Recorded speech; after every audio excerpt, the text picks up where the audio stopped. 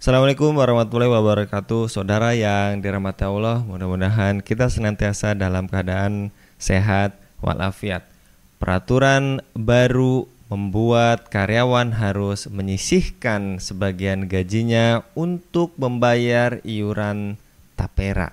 Makin berat memang karena pekerja selama ini sudah banyak mengalami potongan dari gaji tiap bulannya. Seperti diketahui, pemerintah mewajibkan seluruh pekerja atau karyawan yang memiliki gaji minimal setara UMR jadi peserta tapera seperti tercantum dalam Peraturan Pemerintah Nomor 21 Tahun 2024. Dengan menjadi peserta tapera, pekerja mandiri akan dikenakan iuran sebesar 3% dari gajinya setiap bulan dan 2,5% bagi pekerja swasta, ASN, TNI Polri, dan BUMN. Adapun bagi pekerja yang gajinya di bawah UMR tidak wajib. Misalnya potongan BPJS Kesehatan sesuai Peraturan Presiden Nomor 64 Tahun 2020 tentang perubahan kedua atas Perpres Nomor 82 Tahun 2018 tentang jaminan kesehatan, besaran iuran untuk peserta pekerja penerima upah di BUMN, BUMD, dan swasta sebesar 5% dari gaji atau upah per bulan. Pemotongan tersebut dilakukan dengan ketentuan 4% dibayar oleh pemberi kerja dan 1% dibayar oleh peserta. Ada juga potongan ketenaga kerjaan jaminan hari tua. Besaran iuran yang harus dibayar yakni 5,7% dengan pembagian 3,7% perusahaan dan 2% pekerja dari upah per bulan. Selanjutnya ada potongan iuran BPJS ketenaga kerjaan jaminan pensiun.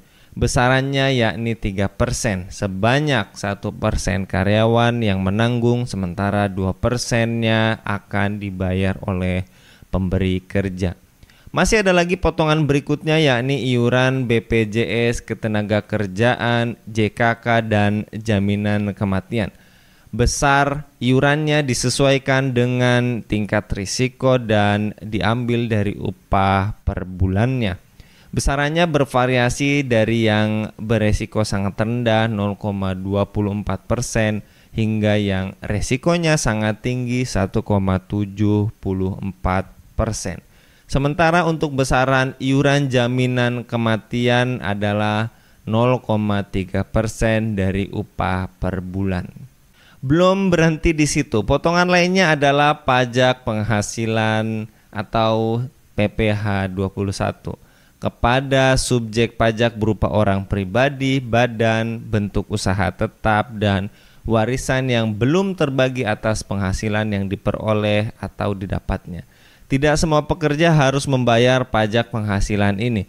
Sesuai Undang-Undang Nomor 7 Tahun 2021 tentang Harmonisasi Peraturan Perpajakan atau HPP yang dipertegas dengan PP Nomor 55 Tahun 2022, hanya pekerja yang memiliki penghasilan di atas batas penghasilan kena pajak yaitu 60 juta rupiah per tahun atau 5 juta rupiah per bulan yang wajib membayar PPh.